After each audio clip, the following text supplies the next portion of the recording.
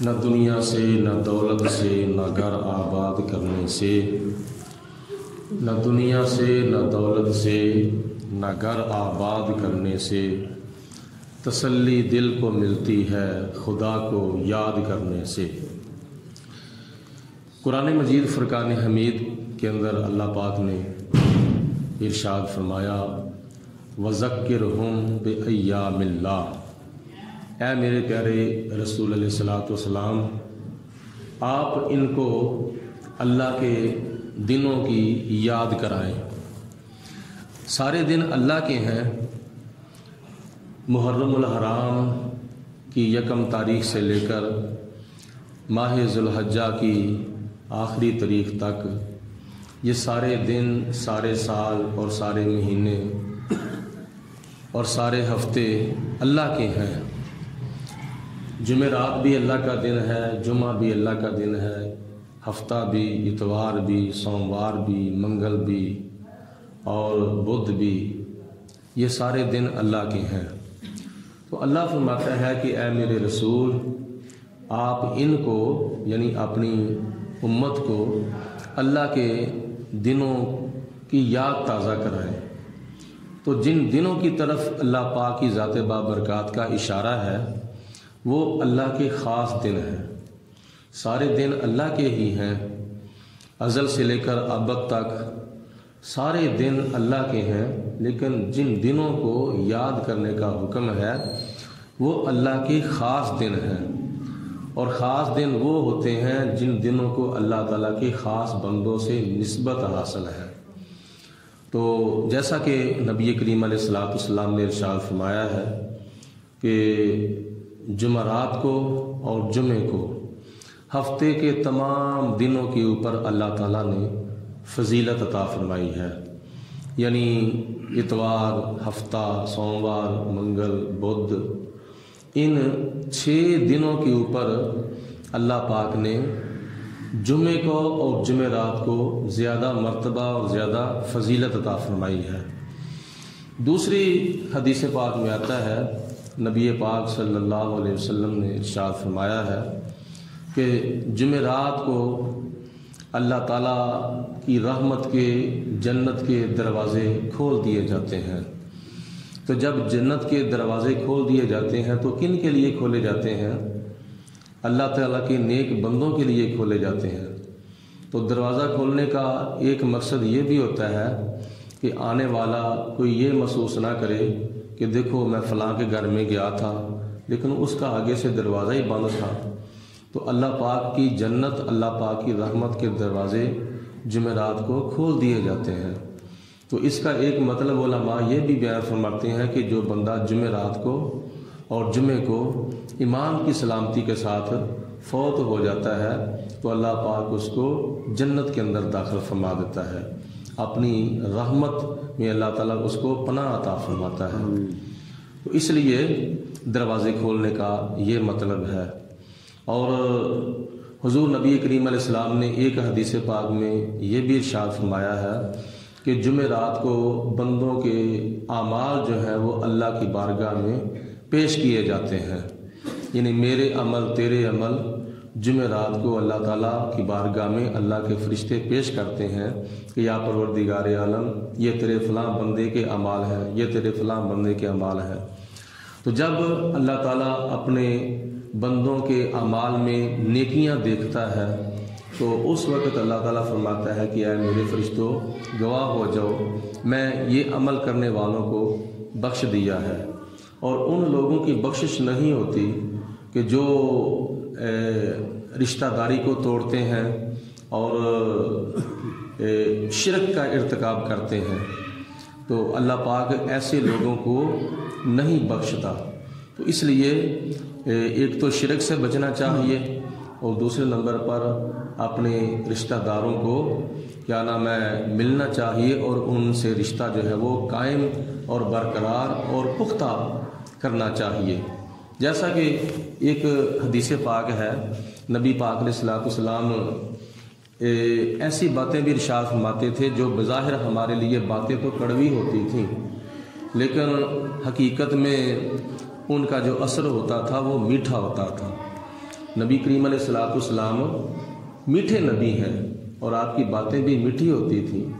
اور ایسی پیاری سونی زبان سے جب باتیں نکلتی تھیں تو بعض اوقات وہ کڑوی ہوتی تھیں، لیکن ان کا جو اثر ہوتا تھا وہ بڑا میٹھا ہوتا تھا۔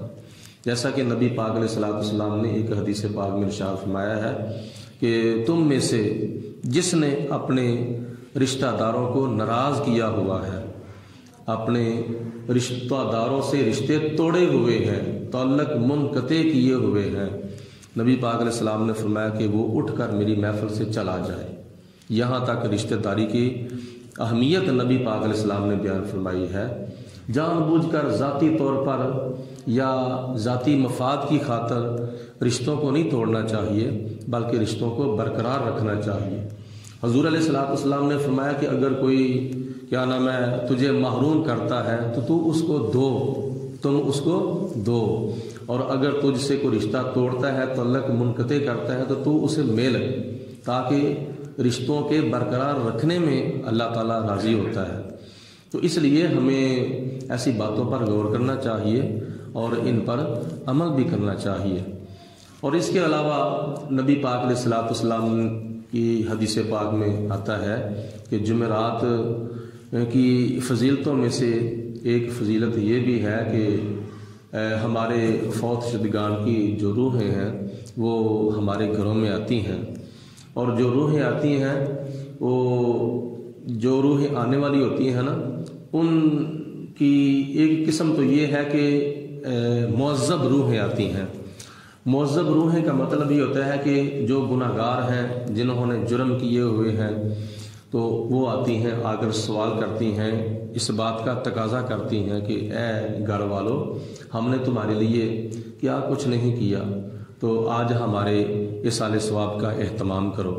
تو جو کافروں کی روحیں ہوتی ہیں وہ مقید کر دی جاتی ہیں، ایک جگہ پر ان کو مقید کر دیا جاتا ہے، وہ نہیں آتی۔ مسلمانوں کی روحیں جو آتی ہیں وہ ان میں کئی ہمارے جیسے گناہ گار ہوتے ہیں، اور آ کر وہ ثواب کا تقاضا کرتے ہیں۔ تو اس لیے اپنے فوت شدگان کے لیے ایصال ثواب کا اہتمام بھی کرنا چاہیے، بالخصوص جمعرات کی رات کو۔ اور اس کے علاوہ حدیث پاک میں آتا ہے کہ جب کوئی زندہ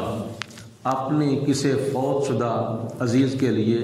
بخشش کی دعا مانگتا ہے تو اس کو کتنا فائدہ ہوتا ہے، اس کے بارے میں ایک دو روایتیں ہیں۔ حضور علیہ السلام نے ارشاد فرمایا کہ قبر کے اندر بندے کا درجہ بلند ہو جاتا ہے، یعنی جیسے ہمارے جو سرکاری ملازم ہوتے ہیں، سال کے بعد ان کو ترقی مل جاتی ہے، ان کی تنخواہیں جو ہیں وہ بڑھ جاتی ہیں، اور ان کی افسری کے اندر اور اضافہ ہو جاتا ہے، ان کو اور عزت دی جاتی ہے۔ تو ان کی محنت کا نتیجہ ہوتا ہے، ان کی سروس کا نتیجہ ہوتا ہے کہ جو ان کی سروس بڑھتی جاتی ہے تیوں ان کو کیا نام ہے ترقی جو ہے وہ ملتی جاتی ہے۔ اسی طرح قبر کے اندر اللہ تعالیٰ اپنے بندوں کے درجات بلند فرماتا ہے، اور اس کی وجہ یہ ہوتی ہے کہ ہم میں سے کوئی اگر اپنے فوت شدہ عزیزوں کے لیے بخشش کی دعا مانگتا ہے کہ یا پروردگار عالم، میرا فلاں یار فوت ہو گیا ہے، اس کی بخشش فرما، میرا فلاں رشتہ دار فوت ہو گیا ہے، اس کی بخشش فرما، میری ماں فوت ہو گئی ہے، یا اللہ اس کی بخشش کر دے، میرا باپ فوت ہو گیا ہے، یا اللہ اس کی بخشش کر دے، میرا بھائی، میری بہن، میرا بیٹا، میری بیٹی،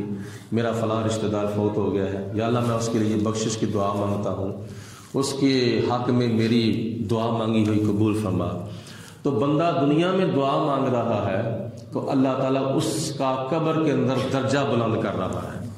تو اس کو پتہ ہی نہیں ہوتا میرا درجہ جو ہے وہ کیسے بلند ہو گیا ہے۔ وہ خدا کی بارگاہ میں عرض کرتا ہے یا پروردگار عالم، یہ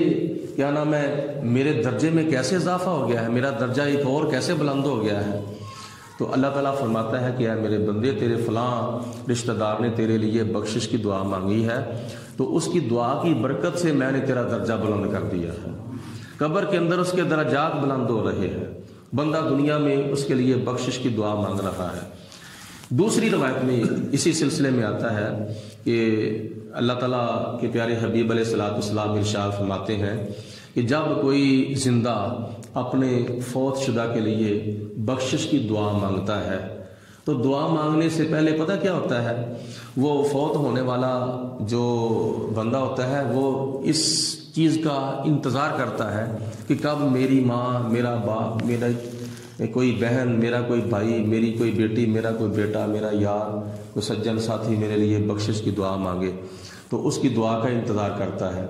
حضور علیہ السلام نے فرمایا جس طرح بندہ دریا کے اندر غوطے کھا رہا ہوتا ہے تو اس کو پکڑ کر کنارے پہ لگانے والے کا انتظار ہوتا ہے، کوئی مجھے پکڑے، میرا بازو پکڑ کر مجھے باہر نکالے، مجھے ڈوبنے سے بچائے، تو جس طرح اس کو انتظار ہوتا ہے نا کہ مجھے کوئی پکڑے، اسی طرح مرنے والے کو قبر کے اندر کسی کی دعا کا انتظار ہوتا ہے۔ تو جب کوئی بندہ اس کے لیے بخشش کی دعا مانگتا ہے تو اس کو اتنی خوشی ہوتی ہے، قبر کے اندر فوت ہونے والے کو اتنی خوشی ہوتی ہے، اتنی خوشی ہوتی ہے کہ حضور علیہ السلام نے فرمایا کہ اگر کسی زندہ کو پوری دنیا کی بادشاہی مل جائے، مشرق سے لے کر مغرب تک، شمال سے لے کر جنوب تک، پوری دنیا کی بادشاہی اگر مل جائے تو وہ بندہ اتنا خوش نہیں ہوتا جتنا بندہ قبر کے اندر خوش ہوتا ہے کسی کی دعا پہنچنے کی برکت سے، یعنی اتنا وہ بندہ خوش ہوتا ہے۔ اب دنیا کے اندر کتنی بادشاہی، ایک ملک کی بادشاہی، ایک بر اعظم کی بادشاہی مل جائے تو وہ کتنا بڑا بادشاہ ہوتا ہے۔ تو جب کسی کو پوری دنیا کی بادشاہی مل جائے، جیسے حضرت سلیمان علیہ السلام کو اللہ تعالیٰ نے پوری دنیا کی بادشاہی عطا، ایک سلیمان علیہ السلام اور ایک حضرت سکندر ذوالقرنین، یہ دو مسلمانوں کے بادشاہ ہوئے ہیں، اور کافروں کے جو دو بادشاہ ہوئے ہیں وہ ایک نمرود ہوا ہے اور دوسرا بخت نصر ہوا ہے۔ یہ کافروں کے جو دو بادشاہ ہوئے ہیں ان کو پوری دنیا کی بادشاہی ملی تھی۔ تو اب تم اندازہ کرو کہ حضرت سلیمان علیہ السلام جن کی بادشاہی کا ذکر اللہ تعالیٰ نے قرآن پاک میں بھی فرمایا ہے، کتنی بڑی بادشاہی ملی تھی۔ ویسے بادشاہی تو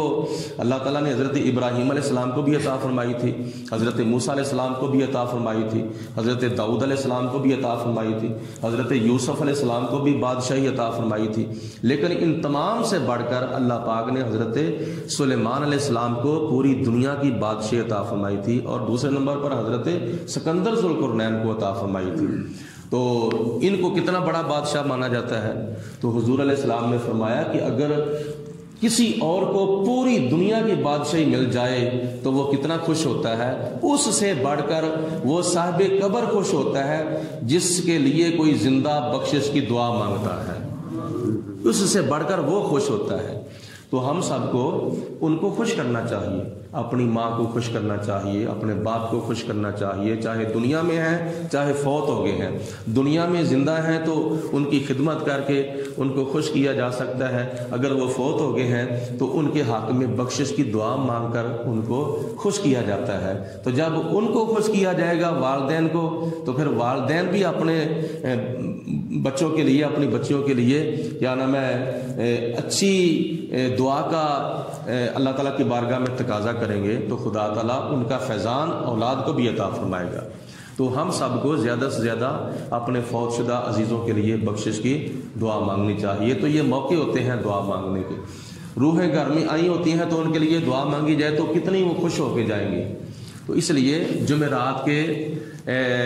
فیضان میں سے ایک یہ فیض ہے کہ جمعرات کو فاتحہ خوانی اپنے اپنے گھروں میں دلائی جائے اور اپنے فوت شدہ عزیزوں کی روح کو اصال ثواب کا اہتمام انتظام کیا جائے، صدقے کے طور پر بھی اور پڑھائی کے لحاظ سے بھی۔ تو رب العالمین کی ذات بابرکات میرا کہا آپ کا سنا اپنی بارگاہ میں قبول و منظور فرمائے، اور جمعرات کا اللہ تعالی ہمیں زیادہ سے زیادہ فیضان عطا فرمائے۔ اپنے اپنے فوت شدہ عزیزوں کی روح کو اصال ثواب کرنے کی نیت سے ایک مرتبہ سورۃ فاتحہ پڑھیں اور 3 مرتبہ قرآن شریف کی تلاوت کر کے ثواب مل کر دیں۔ بسم اللہ الرحمن الرحیم، الحمد للہ رب العالمین الرحمن الرحیم